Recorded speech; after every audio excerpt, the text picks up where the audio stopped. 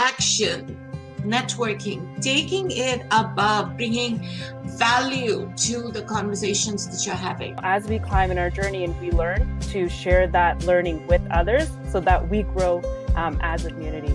Inclusion plays a part in terms of now garnering all those experiences together and creating a cohesive enough team to produce strong performance. Be visible, comment about it, reach out.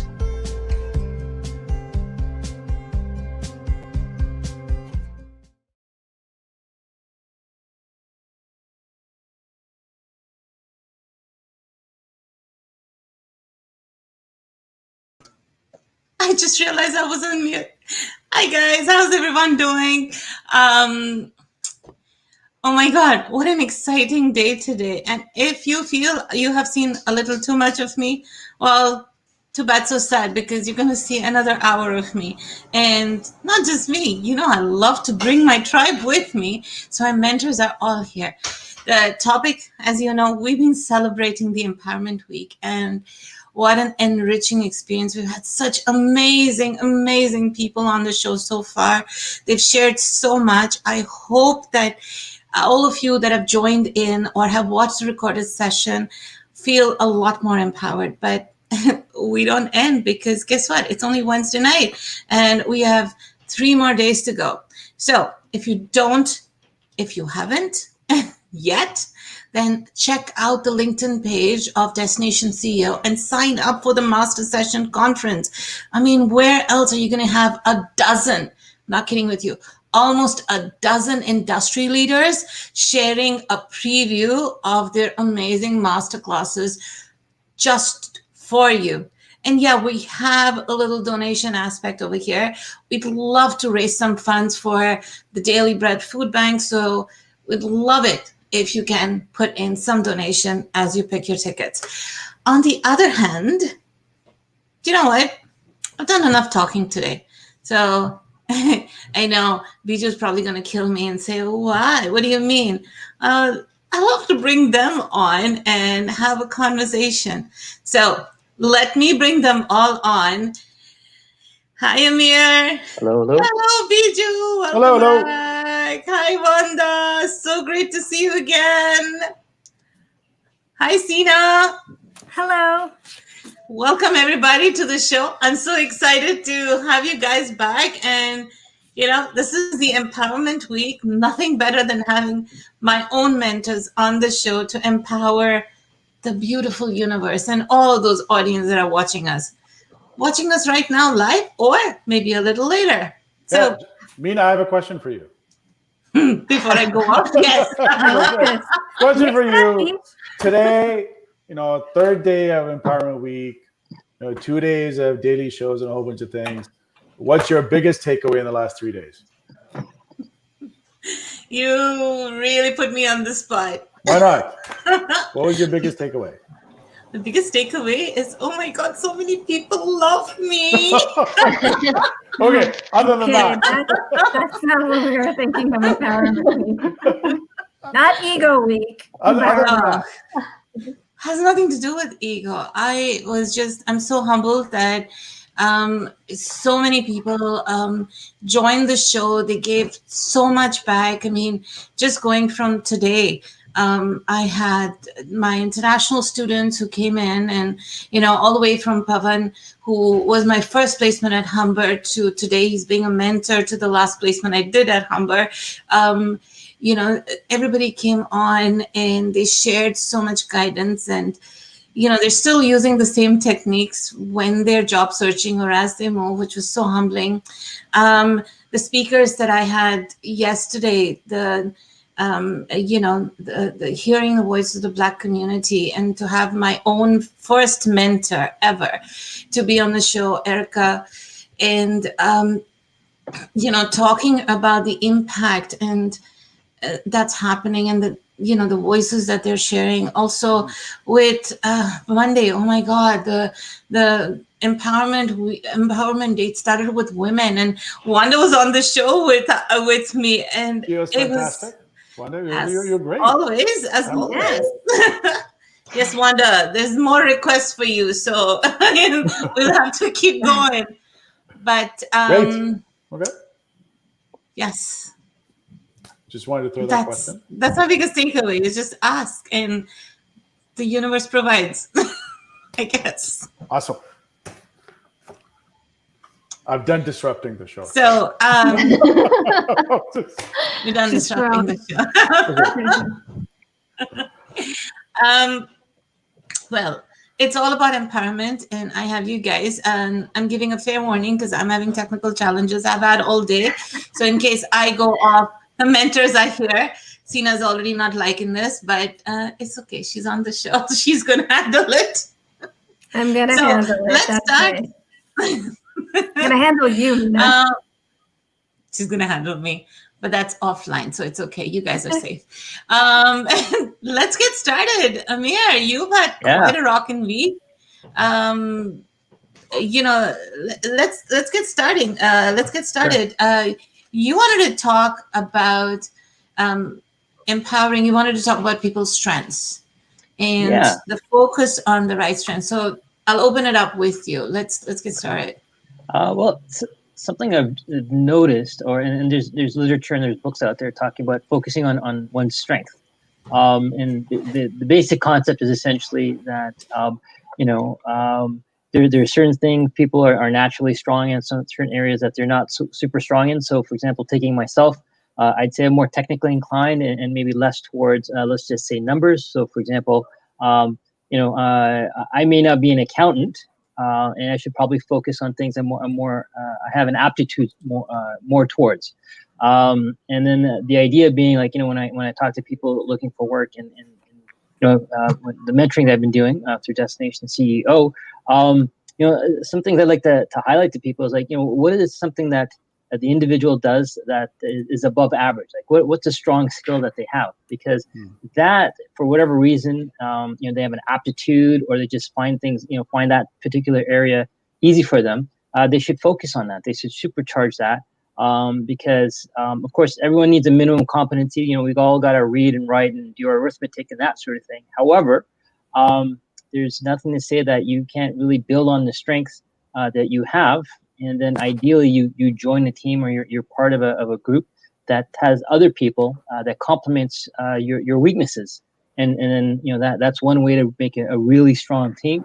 And so, if you talk about, a person's muscles, if you're really good in swimming, like maximize your swimming muscles. So that's a concept that I've been sharing with people and just wondering what everyone else thinks about that topic. Have you heard about that book? It is a whole concept as a Strength Finder. Mm-hmm. Have you heard about the book? Yes. It's actually, I mean, I was looking, maybe you notice I'm looking up. I actually have a little board about the desk here, and I did that test. So that the test Strength Finder is based on actually, Amir, what you're saying right now, that there are probably multiple ways how to look at our skill set and what we should focus on, whether we should develop skills that we are not as good. People talk about, building or overcoming the gaps or developing, the areas that are more weak, or others are saying focus on your strengths because this is where you get biggest tractions and biggest success. And maybe there is a space and opportunity for both approaches, but the Strength Finder really looks at it's a test that you can take. You can take it online. There are books about it, and you really will get areas of your kind of really strengths. You get your top 5 strengths, and then you get some suggestions on type of roles that you should focusing on or where those strengths would apply. But as well, it suggests how you should challenge yourself. Because having strengths is not something inherited that just automatically brings you all success and you will apply it wherever you go. But you need to focus on identifying it and then working through it. I actually have a developer, and that's a strength that talks about that people with with these strengths really can recognize individuality in people and build on those individual sort of characteristic and help others to work with it. So that hence my inclination to work with different programs that support people and enable them to grow. So just as an example. And correct me if I'm wrong, with the StrengthsFinder book, you take the survey once, identify some things you should work on, and then you can take the survey again. So if you can sort of measure yourself almost. You can, but it doesn't change you. Actually, if you put your characteristic, your contact information and your BIOS, it basically recognizes that you already took it. And even they did research that even if you take it, after some maybe focus enhancement or focus on development of skills, the result will be very similar. So it's something that we have as a combination of our personality and sort of interests and skills. The probably differences will be quite minimal. So quite interesting. Sorry, Sina, I think I cut you off, so please go ahead. If you didn't forget because I talked for long. It's kind of like the fundamentals of knowing yourself, right? And you got to know what you're good at. And then what I like is that if you kind of focus on the things you need to improve on, kind of gets you out of your comfort zone. And then you kind of work on these other skills of, how do you deal with obstacles or your frustrations? Because, hey, I'm really good at this thing, not so good at this thing. How do you deal with improving the skill set if it doesn't come so easy to me, right? So I from the fundamentals, it's really understanding what you're good at, leveraging that, and knowing where you can improve, and then what doesn't work for you. Oh, let's see, Stephanie. Oh. That's great. She did it 5 years ago. Okay. Biju, do you have something to add to that? No. So I think it makes sense. I mean, there's definitely a philosophy that says, focus on your strengths and don't worry about your weaknesses and what you're good at. I think even in my own career, I think I've shifted to the things that I'm good at and things I just don't want to be good at. So, a lot of times we see weaknesses as somehow things that you have to have. A lot of times you just don't need to have it. It's okay. It's okay that you're not good at everything, right? Otherwise, you put all this really stress on you and pressure for really things that even if you want to be good at it, you probably hate being good at it because it's not something you want to do. So, I think that I'm always for a balanced approach to these things. Find out to what Sina is saying and others have said, find out what your strengths are, then assess whether those strengths are really worth your interest. Yeah. Right? Like my strength could be basket weaving, but it may not be something I'm really interested in doing, right? So it's okay, even if you're strong at something that you don't want to do it, because you'll find something else. I think it's more on the individuality sort of aspect. So you can actually, it would be rather reverse, So the basket weaving will be more on kind of side of hobbies, interests, skills. Sure. And then you would have sort of something like activator, somebody who needs to kind of action everything. So it's a little bit more complex individuality characteristic or personality characteristic that can actually be applied in different ways, right? So as Sina said, if there are things that are maybe challenging and taking us outside of comfort zone, we can always look at it with my strengths, how I can do it differently or how I can approach it differently and not go direct way reaching the goal. Yeah, I completely agree. Completely.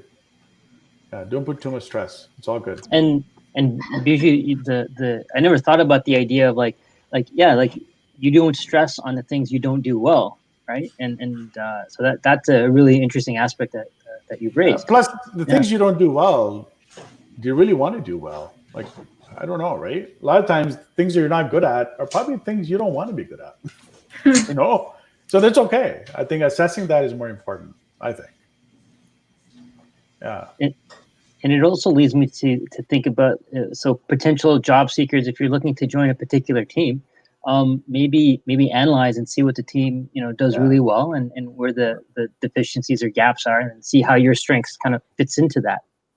Yeah, it's also reframing. I think we can get very obsessed with weaknesses. I think the shift for me was, I kind of looked at what was deemed as a weakness. I'm like, I really don't want to be good at it. So I don't really care. I'm just happy with what I'm good at. Right? I don't really want to be good at all the other stuff. So I was that's admin work for Bijou. that's I already know his weakness. That's right. That's why he has, what, 3 admins? It takes a village. It takes a village, as it does, to keep you in check. That's right. As a mentor, he's really, really hard on us. I say that because I am his mentee. I don't think he's hard. See? Oh, yeah, yeah. Accountable. Of course, Tina. You will never think he's hard. You're not the one under the gun. No, he's not my mentor. Okay, exactly. Next topic. No. Next topic. Don't stress, is Biju's motto. That's Okay, Stephanie, check your LinkedIn message. I sent you a message. But sometimes we think we're good and we may not be good. And sometimes we may be good, but we're always comparing ourselves with others, thinking they're better. So why do we highlight us? How can we say that we're good when there's so much comparison? I know that somehow it's the imposter syndrome, right? It's where we're constantly comparing ourselves to others. I know that's a huge case with me. Regardless of how many people love me, sorry, Biju. Oh, good. More people should love people. I agree. Yes. It's constantly, am I good enough? So each one of us has a superpower. And I know that, Wanda, you wanted to talk about the superpowers and the strengths. Let's talk a little bit about superpowers. Superpowers, what strengths are? Yeah, I wanted to kind of build on Amir's topic. And I think a lot of people think about them as being average, or they have a hard time to identify. And as you said, comparing themselves to others, they're very hesitant to say that they have a superpower. And I think, if we take it a little bit more playfully, but really build on understanding what we like, what we are good at, and try, it probably will not be comfortable at first, but really try to articulate to others. That will be our superpower. It doesn't mean that you are the best in the world in it. And yes, there might be better, basketball players, better data scientists, better developers, but it does not take away from your strengths. It doesn't take away from that you are good at it. And having a good data scientist on a team that doesn't have a data scientist is what is most important in that moment. Not that there is somewhere on the other side of the world the best data scientist. So we still can call it our superpower, and we still can sort of really be proud and enjoy that contribution we can have, whether it's a work or personal life. So I will just kind of challenge during this empowerment week to kind of look at yourself in a metaphoric mirror and try to really say out loud, maybe even, what is your superpower? Are you really good at organizing? I'll show you my closet here. Are you really good at organizing? You see all my sticky notes? I'm organizing my husband. Oh, I have the same thing in my setup, Vanda. Oh, you got a my wall of post-it notes here. That's the secret. Right? Yeah. So, so just call it out and talk about it. Share it, because then people will need some of those skills, whether for advice, or they will think as they need help with something, and they will think of you, right? So let's be really transparent, and after that step of self-realization, let's make that step of calling it out, articulating it. And it does not take away really if you are not the best in the world. There is 99% of people who are not the best in the world, but there are a huge percentage of people who are great at something, and everybody has at least one or multiple strengths or superpowers. I like it. Super, yeah. So I agree. I think the other superpower I think we all have is the power of choice.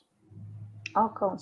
Right. I think that's. I believe that's like the deadly weapon, which is at that moment in time, in an instance, the biggest power you have is the power of choice and what you do. And I don't think there's like a right or wrong choice. There's just consequences to the choices you make. Mm-hmm. Some are not good consequences, some are good consequences. But because you've had bad choices or consequences that haven't been good for you, doesn't actually mean that that was such a bad thing in the long run, right? Like sometimes you learn from bad choices you make. So there's a benefit to that. But the choice at any moment, I think that determines kind of what you want to do. Like if you're spiraling downward, then you have a choice to make, which is, do you want to continue spiraling or do you want to do something about it to get out of it? And I think for job seekers, even if people are employed, I mean, you make those choices every day, right? You get into meetings, you talk to people, you're in difficult situations. You're always kind of saying, what am I going to do? And I think that's probably the biggest thing that nobody can actually take away from you, right? And the things that happen to us are the things that we allow ourselves to happen because it is a choice we make that allows us to do that, right? People do to us what we allow them to do because that's a choice we make, not because they have some control over you that they just do it on their own. Well, you're allowing the control, right? Yeah, exactly, right? In normal circumstances. So anyway, that'd be my thing about superpower. But I think that's a great way of saying what's your superpower. I think it's fantastic. I really like that concept, Bijou. You know, there's one thing to add. Very often people say that they don't have a choice, and I definitely was in that place many times that, you know, I thought I don't have a choice and I have to, and it's not ideal. But really kind of looking at it, as you said, from long-term perspective, or owning the choice and say, this is not my ideal sort of situation, or I don't have options that I want, but I'm making this choice because of something, right? That's right. Let's say, like kind of looking at the job search process, you know, taking a survivor job, which a lot of, people have to take, is a choice that you make because you understand that you need to have an income comfortable enough to continue with your job search, right? And when you understand that and you own that choice and you understand there is a purpose behind or reason, then you have the power still. You're still, feel powerful enough to continue to pursue and look for a situation where you have options that you want. That's exactly it. And I've talked to some people last week who are like, well, I'm applying, I'm not getting. And I'm like, but what's your choice? You look 3 months, 4 months. Oh, I knew she was coming. Right? Whatever it is, I was like, you just have to choose. And once you make that choice, I think you have to own it. Who cares about anybody else? Because they're not in your situation, right? So welcome, Stephanie. Hi, Stephanie. Hi, everyone. Hello. Hello. Welcome. From being the one that is commenting, I would love to have you here. How are you today? I'm You're doing coming well. to the show after a long time. Yeah, I pop in and out. That's how we like it. Welcome. We're talking about superpowers, as you know. And Bijou's motto is definitely don't stress. Except he says don't stress, but he makes sure everybody else is stressed. That's your choice, Mina. Your choice. That's right. It's a choice. Exactly. That's right. It's a choice. You see, when you have a mentor like Bijou, you want to try to impress him. Oh, and it's always like, okay, Right. one up. Who's next? Too much pressure. I mean, Wanda started so great. She talked about superpower, and suddenly we got all over the place. So, Bijou, on that last point you mentioned, it makes me think of there's a book called the Harvard Negotiation Project, and one of the things in negotiation is developing what's called a BATNA, or the best alternative to negotiated agreement. And it makes me think of that, like, if someone's applying for a job and if you don't get the job, what is your alternative or what is your fallback? And something I always like to talk to people is like, you need to make your base camp, right? You need to have like what your fallback is. So, if option A doesn't work, what are your other options? Cultivate other options. And probably the best time to cultivate other options is when you don't need to make that decision or when you don't need to make that choice. So when you have a job, start saving. When you have a job, start taking, courses, add to your skills. So when the time comes, you'll have as many choices as you need. Yeah, they might not be choices you like, but Yes. you'll have a choice. That's okay. I do want to add here, and I think a little bit differently when it comes to taking survival jobs. And I know that, sometimes we have to take survival jobs to make ends meet, and that's fine. Whilst you're in school, you have to take a survival job. But I always feel, and I'm of the thought, and I've done this multiple times and been successful with the result. When people choose to take survival jobs, they get so tired, and that happens with a lot of our participants, a lot of job seekers. They get so tired working in that survival job that they forget what their objective was, what their dream was. They, somehow the mentality also becomes that of the survival job. That hunger disappears, the comfort sets in. And, Choice. I was just again, but it's a choice. It's Empowerment Week. I want you guys to address those people today who are.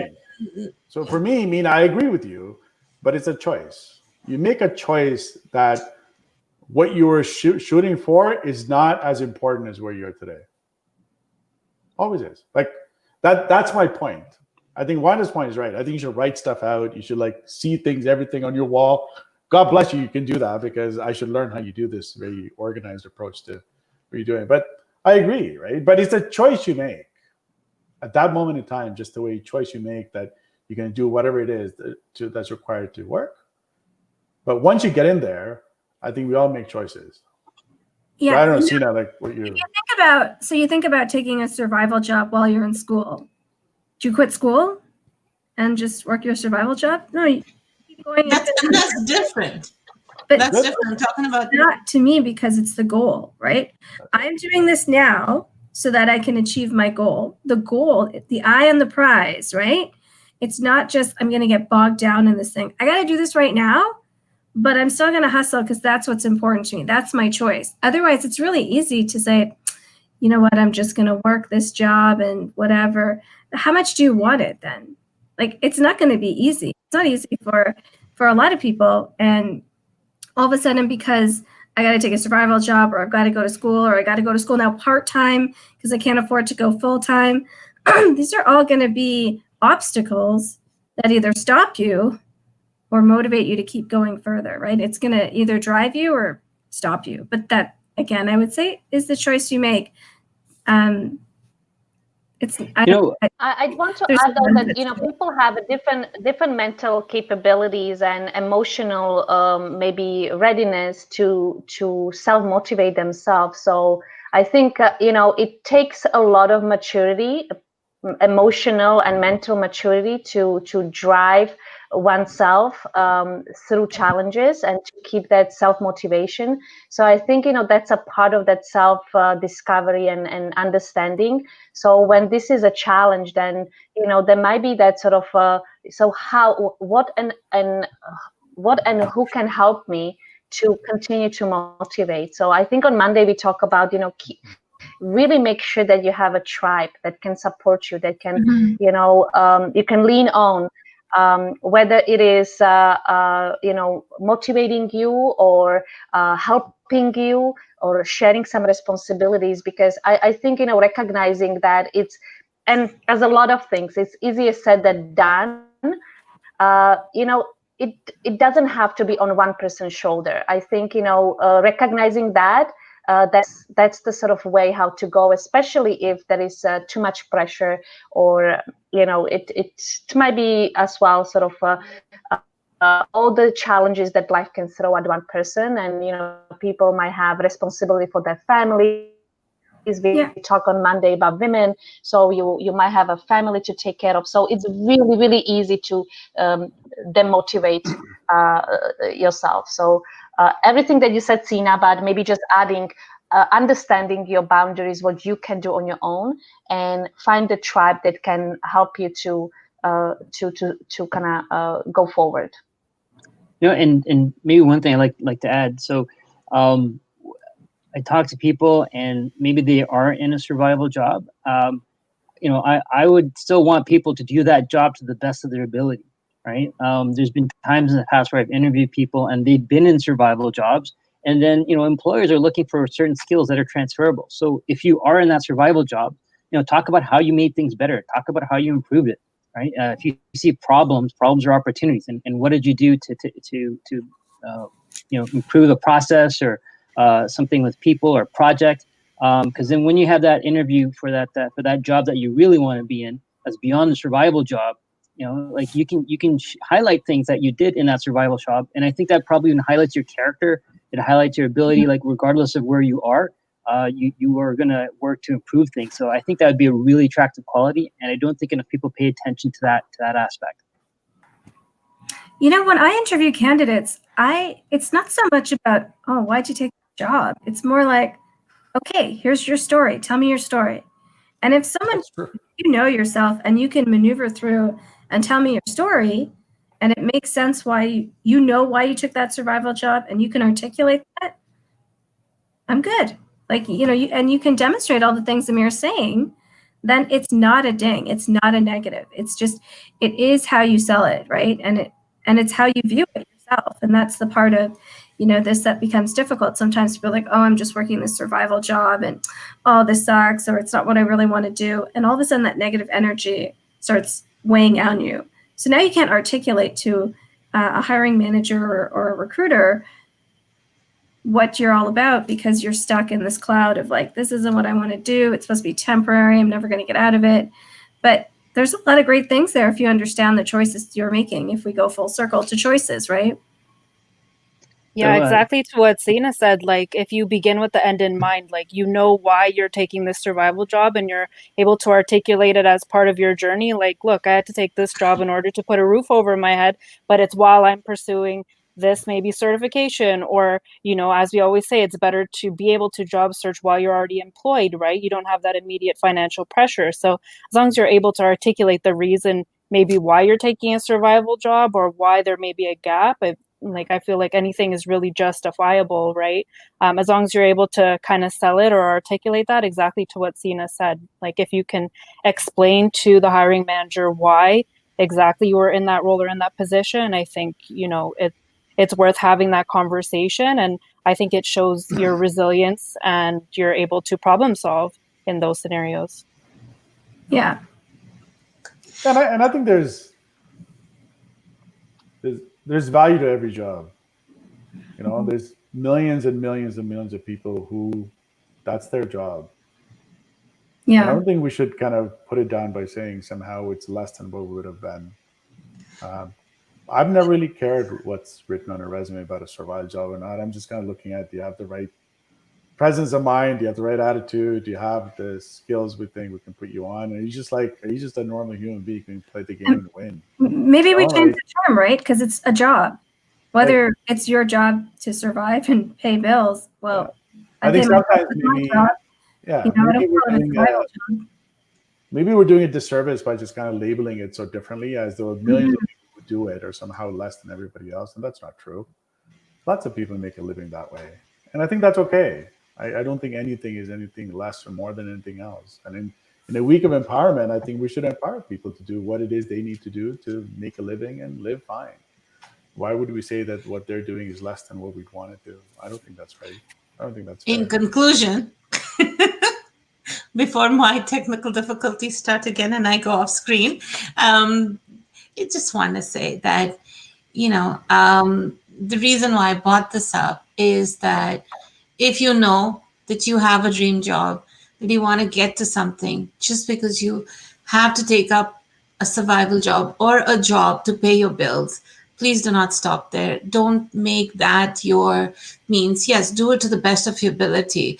In the Women Empowerment Day, we had Suresh sharing that she started off as a telemarketer and she had a lot of tears during that process. I know that when I was getting abused constantly as a telemarketer, I quit, but she didn't. And she ended up doing a recruitment gig. And from there, she started her career.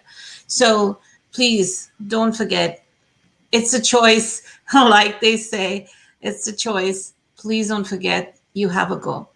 And that really leads into what Sina wanted to talk about, is the power of words. what you say to yourself, those affirmations. How important is it? So, Sina, let's get that started. And Mina can go bye-bye. Of all the times she goes offline, this is one where she should be listening. So if you have worked with me, if you have had me coach you or mentor you in any capacity, you would be very familiar with my intolerance to negative self-talk. I can't do it. I'm an idiot. Oh, I totally messed this up. I'm a loser. I got no time for that. And I will not let you have time for that either, at least when I'm around. So if you want to beat yourself up, please don't do it around me because you're going to get a lecture. That's right. I don't know what purpose it serves. So if you think about, the words that you use, you put them out into the universe, right? It's kind of like you spill a bottle of water. You can't scoop that water back and put it back in the bottle. It's out. So use the words that are uplifting. And when you're so hard on yourself because it's been a long time, I'm interviewing, I'm not getting the calls, this is frustrating. What advice would you give someone that you love? Your best friend, your sibling, your kids. You would never let these people talk about themselves the way you talk about yourself. So I think that, while this is difficult, if you're talking about your strengths, your superpowers, having these choices, there's no room in this if you want to be feeling empowered for negative self-talk. And also, when someone else is going through something, or if they're like building their dream, don't be the person that squashes it either. This energy you put out into the universe is coming back to you.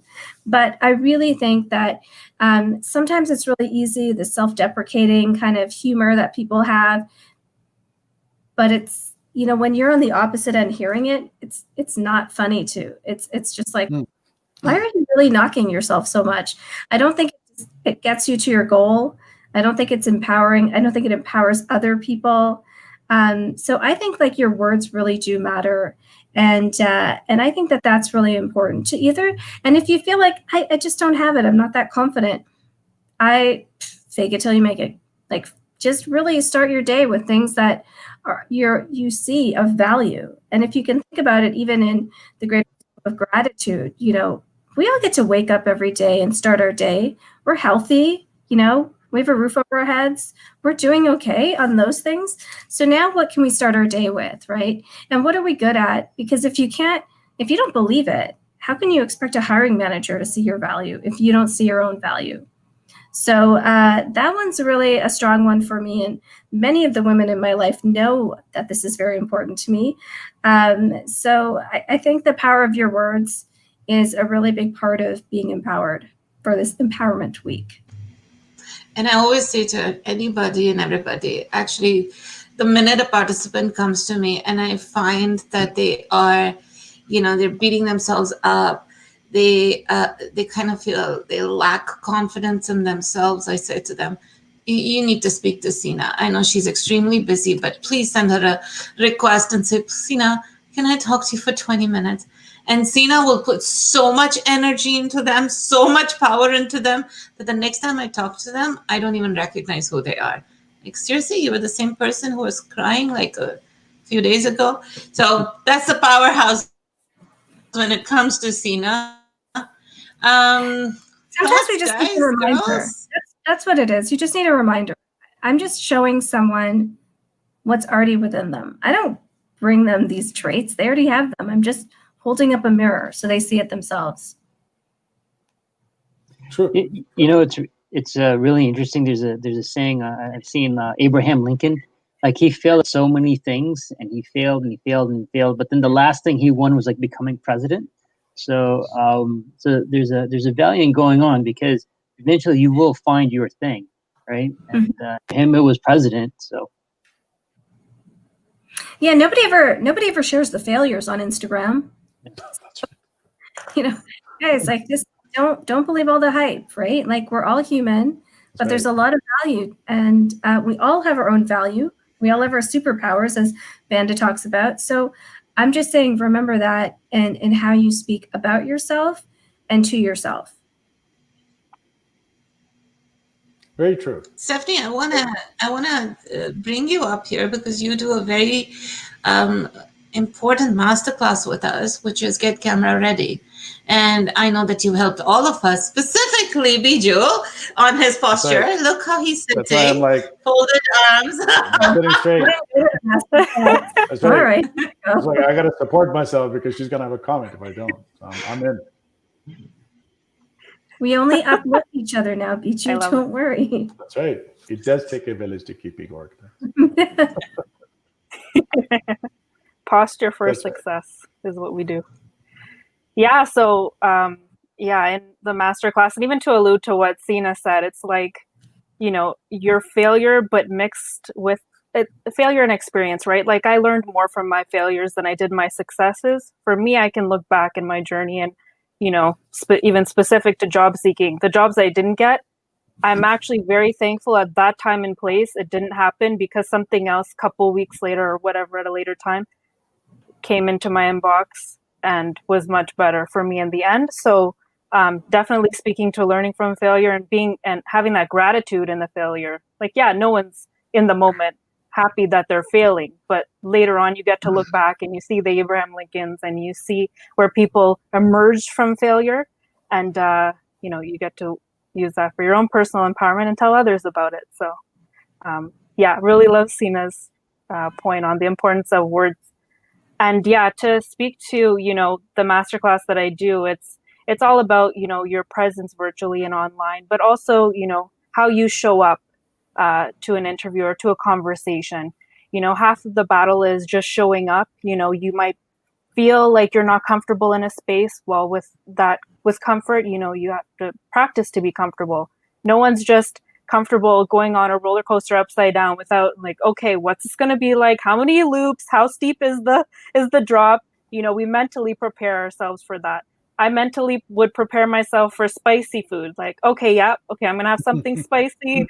All right. You know, that's what the situation is, right? That's a happy preparation. But like, yeah, like you mentally prepare yourselves for things you're going to experience. And so is the same with, you know, the virtual interviews or any interview that you're going to do. You got to show up mentally, obviously in the right headspace. You know, you've prepared for your interview, you know what the job requires, and you know your interview questions that you have down. All the other mentors will walk you through that. But my role is to make sure that you show up mentally and physically to the interview. And what that looks like nowadays is, you know, through, you know, these Zoom calls or virtual platforms, we're showing up through this, you know, little square, this little box, and that's the only physical interaction that the interviewer has with us. So it's important to be aware of, you know, our space, be aware of our body language, be aware of our nonverbal cues. We're nodding, we're engaging in the conversation. Be aware of the interviewer's body language. Are they engaged? Are they falling asleep? Are they nodding? Are they engaged with some of your responses? Maybe you want to expand upon those responses if you feel that they're really liking something you're saying. And just really, yeah, the body gestures, right? Like just nodding and just showing that you're paying attention. And then with that comes the self-confidence, right? And the practice. You know, the more you do it, I mean, no one loves interviews, but you get better the more you do it, right? Yeah. Some people are just always great at interviews. But no, yeah, no, I love interviews. I love when Mina calls me to come on camera and I just pop right in. Got to put a dress shirt on. Can't, you know, I just, like, I'm ready. Right? Hey. Yeah, there we go. Why not? You know, I just pop in. But yeah, with practice builds that self-confidence. I'm having technical difficulties, Steph, so we need to have at least 5. So, you know, thank you. And you're with us anyways, so might as well join in, right? Yeah, of course. You know, why not? I'm ready. You know what I liked, Steph, that you said is like, you know, even how much you learned when you didn't get a job. And I think that, you know, that teaches your resilience. You know, sometimes people don't get a job and they're pissed off. That was the most unjust, unfair thing that could ever happen to them. But, you know, where's your resilience? When something doesn't go your way, how do you handle it? That's what, you know, you get to learn in that moment when you don't get what you want. And I often tell candidates, and I understand it sounds really easy that we're all telling you, be resilient and be empowered. Don't worry about your job search. But it's not that. It's just to understand that not everything you want in life you're going to get in the exact way that you expect it to happen. So being flexible and being agile, and really understanding that you've got to learn these traits too on how to deal with life when it doesn't go your way. That'll make you a better human being. That'll make you a better employee, better leader. But I also believe you're not going to miss what's not meant for you. Like if it's meant for you, it's going to come to you. But you have to be ready for it. You can't just will it. You've got to do the work. You've got to prepare. I understand there's a lot of competition out there right now for jobs, but if you don't do the work, life's not going to hand you things just because that's what you want, So learning from the no's is as important as getting the yeses. Exactly. Yeah. And even, a gym analogy, we stretch our muscles, we gain strength by constantly stretching our muscles and exercising them. And approach interviews the same way. Exercise, practice, you'll build the muscle, you'll be amazing at the job you're meant to have. And, that'll be a learning point for us. So, yeah. Virtual interview masterclass, everyone. That's a preview. When all of you are going to speaking tour. I was doing a commercial for Saturday. I know. That's what I'm saying. When all of you go on a speaking tour, I'm your manager just to make sure I get that 10%. Excuse me, that's my job. Hello. I'm not giving it. Oh my God. Okay. Anybody else has any comments on? I maybe, to build on what you guys said, sometimes this, what is not meant for me will not happen. A little bit has the notation of, what is meant for me will happen. And there isn't really that journey or work in that saying. So, just really reinforce that it is not sort of consequential necessarily. It is a journey that you need to put some work and reflection to it. I kind of think about those situations when I didn't get a job, and I was fairly recently, as you guys know, we're looking for different and new opportunities. So I went through job search myself, and it was after years and years having sort of one job after another. So, I reflect on that actually experience and how much hurt I had when I didn't get a call, or when I had the interview and it didn't went well, or at least, I thought it went well, but I didn't get the job. And I was really reflecting on it, and sort of after I secured a job, reflecting on that period of searching. And I think this is where we have a lot of our listener or viewers today.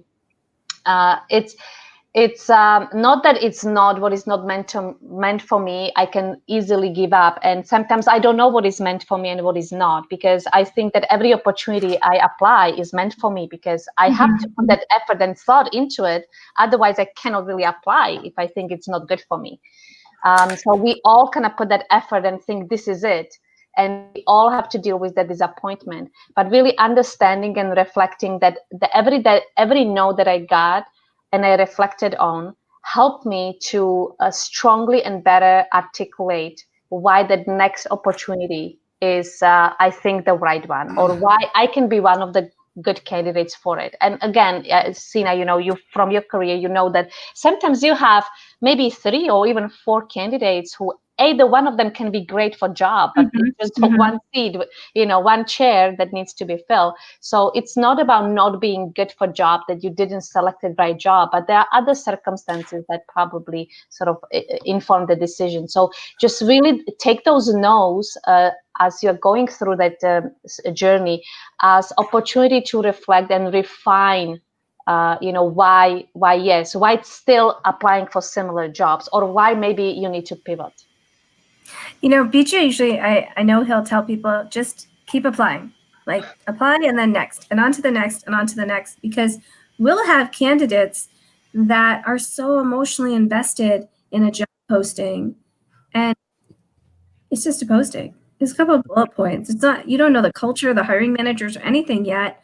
And it's just like, I just need this. And I think it's not so much that they think it's the one, as much as it's they want the They want this chapter to be done with already. All right, get over this job search thing and let's just get me hired.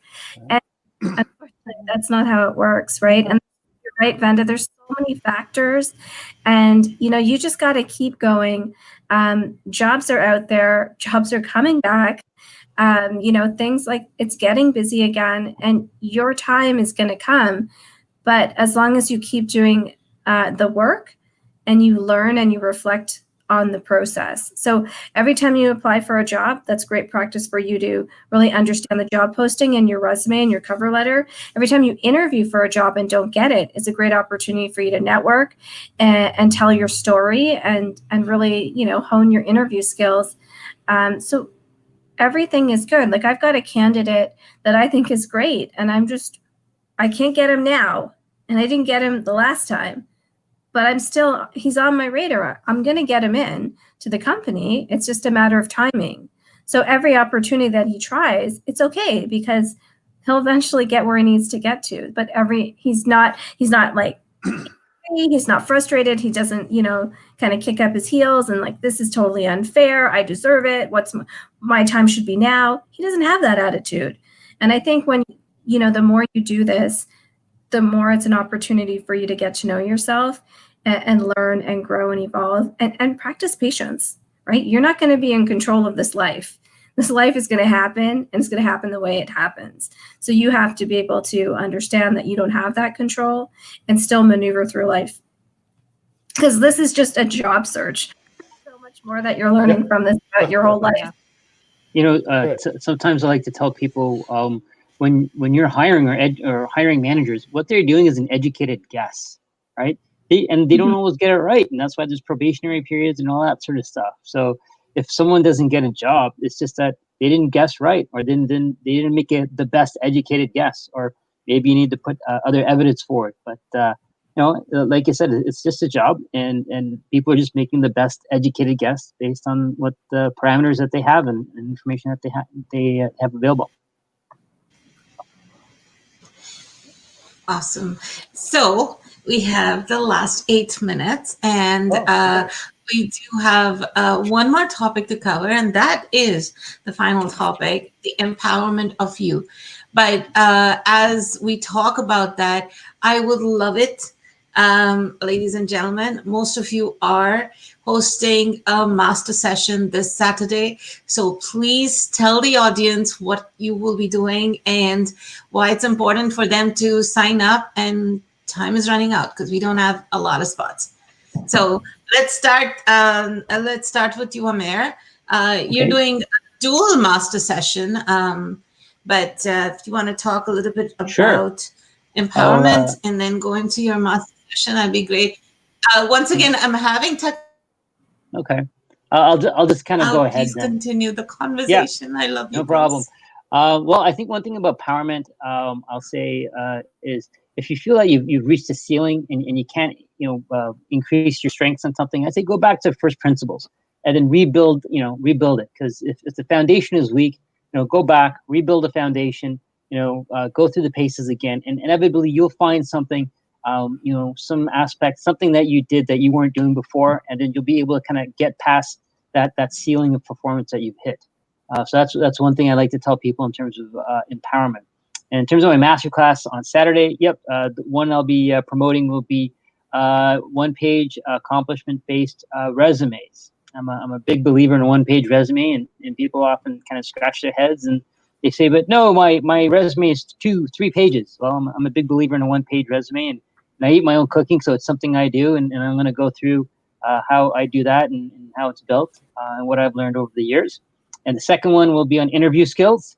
So similar to a lot of things Stephanie talked about, what's the best way you can put your best foot forward and making the best impression. So you can really communicate your knowledge, skills, and ability to the best extent possible in an interview setting, whether in person or over a video on Zoom. So I guess I'll hand it over to Bijou then. Oh, jeez. Sina, you're going to say something? I was going to say, why don't we just do an intro? What is happening on Saturday? Oh. What's on Saturday? We did these master classes. Amir, what's going on? Why don't you tell us a little intro? Yeah, so on Saturday, we're going to have a number of the mentors who run these master classes kind of for about give a preview at 20, 15, 20 minutes and talk about the master class that they run. And the master classes are an hour and change, where you can sign up and you'll get this really great information. You'll have some opportunity probably, depending on the class, practice and connect with other people in the same boat as you. So there's a small donation aspect that Mina mentioned, but all through Saturday, we're starting at 10 o'clock. There'll be a number of mentors just talking about their class. So if you're wondering what these are about and you're not sure whether to do it, show up on Saturday, watch, get in there. And then if you find a couple of classes that you're interested in, sign up, right? It's not a huge investment, but I think the dividends will be very well worth it, because you might get some information you didn't have. It might be that a few pieces of information you need to really be effective in that next job search or the next interview. I think what's really good about that as well is that our ability to just pop in when you find the masterclass that speaks with you. Mm-hmm. So you're looking at 3-hour time commitment. You're thinking about, okay, this one I really need help with. Let me jump in for 30 minutes. And I think it's kind of drive-through learning, which is really exciting. Mm-hmm. Sorry, now Bijou, on to you. Okay. Okay. The masterclass. Yes. Okay. Let's just go in sequence. The masterclass. So Edward and I, who's one of the mentors, we'll be talking about branding and visibility. And today, actually, this morning, we were talking about how we split that up. And we thought, 1 hour or one part of that is to talk about what you need to do to get a job, one. And then the second part of that is what you need to do to keep the job. Mm-hmm. But it could be, right, versus just having one topic. So that's the intent. I think this Saturday, we're kind of doing a 20-minute or 10-minute preview. And then when we do the masterclass, that'll be it. Like the one I did with Sina last time in interview. So this is like hands-on. This is not, you just kind of show up and, just have a good time. You can have a good time and do work. Perfect. That's exactly what it's going to be effective because you're going to learn. So you're going to learn practice. That's what we want, right? That's the masterclass. Was there another question or this is it? I think Vanda empowerment of you. That was the topic you said. Oh, I know, but we're doing the master classes so we can finish. Then I can finish with my topic. Well, we're doing both of them, right? Okay. So empowerment of you. Aja. So it actually is what everybody has been talking about. So there's 3 things that I believe to be true. One is own your story. Second is live your truth. And the third one is what empowers you is right. I think that those are the things I firmly believe in. And it actually doesn't matter what anybody else thinks, right? So the question is, what empowers you? So instead of looking, because it's a choice, instead of looking to others to empower you, so here's some of the things that you can do to empower yourself. Independence is a beautiful thing. So a couple of things. One is be open to possibilities. So an open mind gets you to seek more information and makes you to connect different ideas and thoughts together. And if you don't like the reality that you're in, then change it, right? And that comes from being open to where you are. And your life and your situation is a direct reflection of your beliefs. So Sina's points, words matter. Wanda saying is a superpower. So all the things we talked about actually is important for this one part of being just open. And there's lots of research out there that says people who are open are actually good.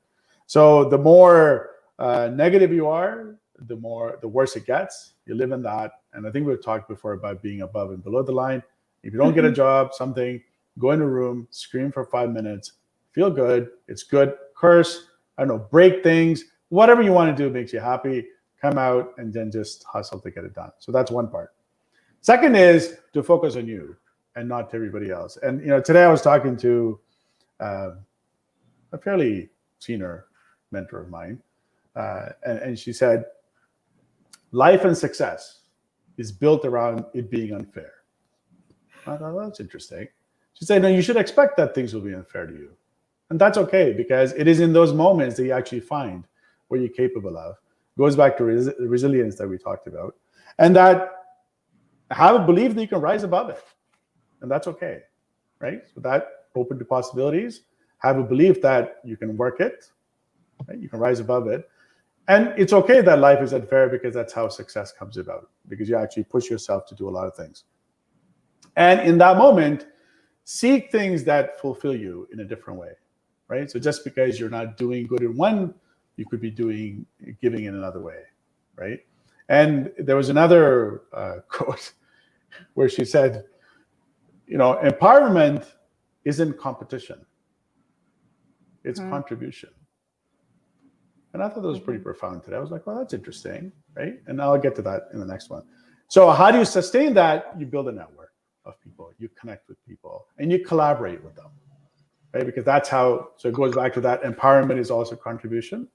That collaborating people to do things, to build things, to think about things, to help, actually builds your self-esteem in many ways.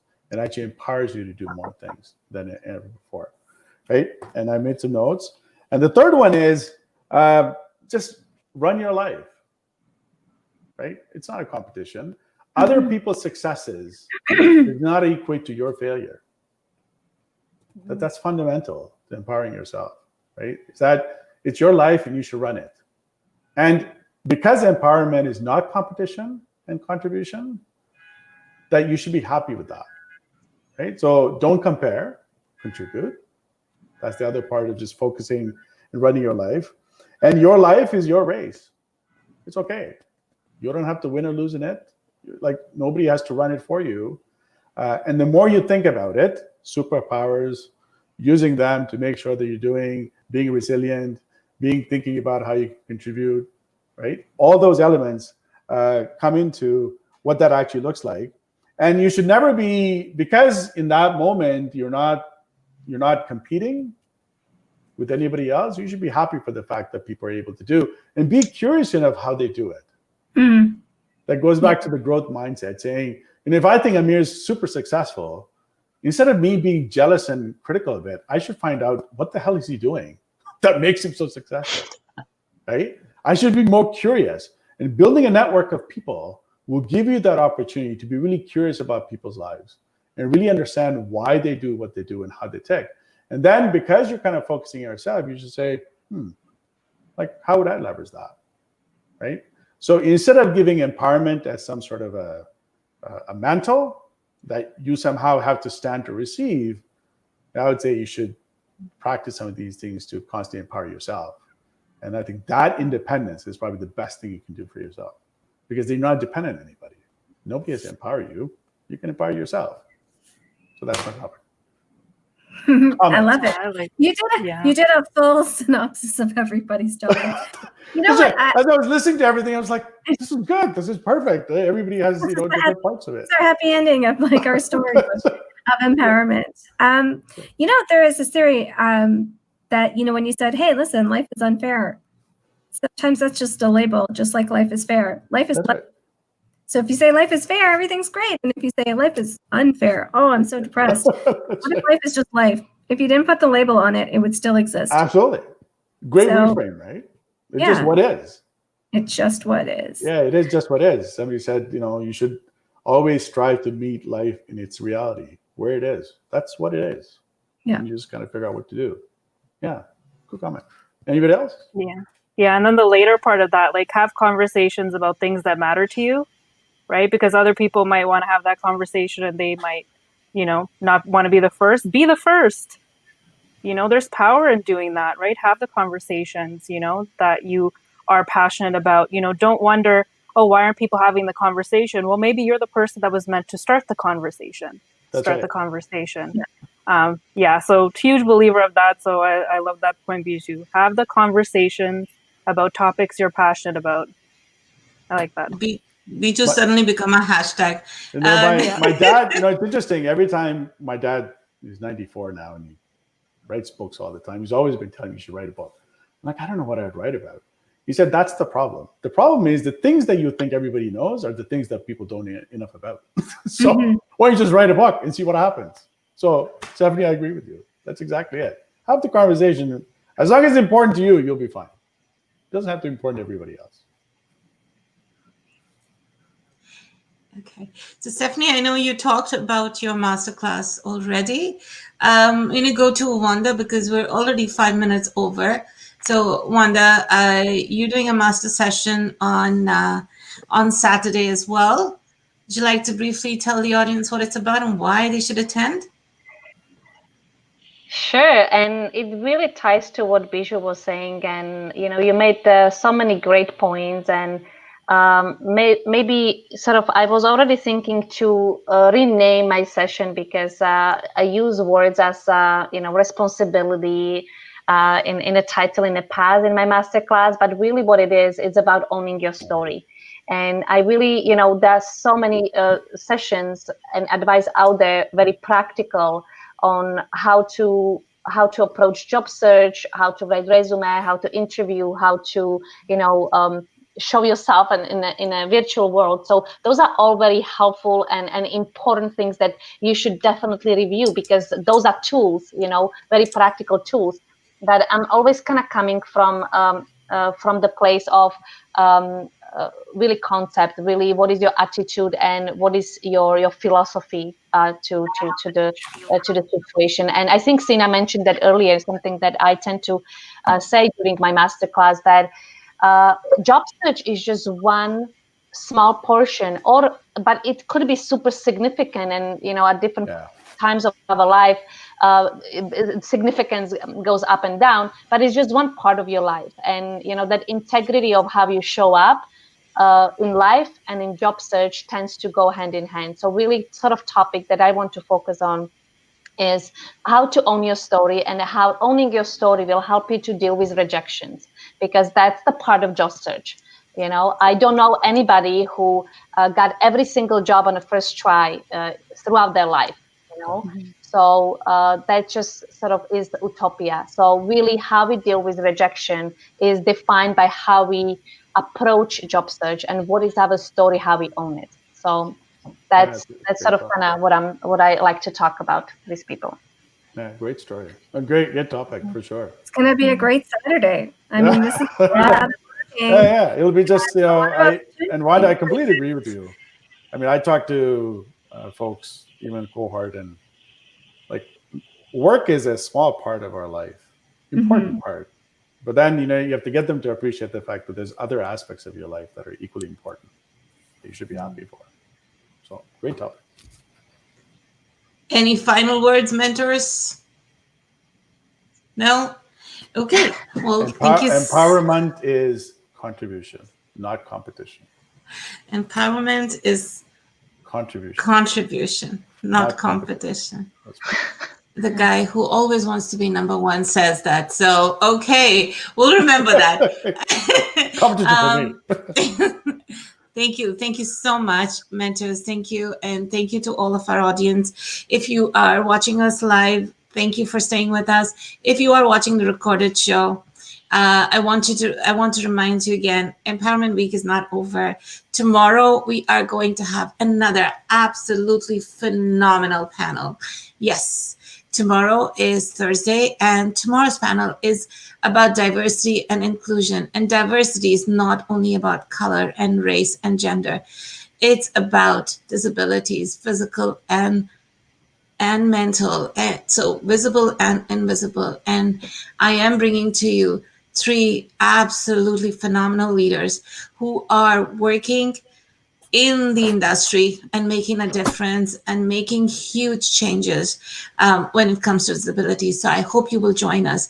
And also another exciting segment we are going to have from 3 to 3:30 tomorrow afternoon is one of our own participants who is a professor, an international professor. She's going to be talking about her Canadian career journey in terms of project management. So definitely not to miss. It's going to be absolutely fantastic. Once again, thank you for staying with us. And action, networking, taking it above, bringing value to the conversations that you're having. As we climb in our journey and we learn, to share that learning with others so that we grow as a community. Inclusion plays a part in terms of now garnering all those experiences together and creating a cohesive enough team to produce strong performance. Be visible. Comment about it. Reach out.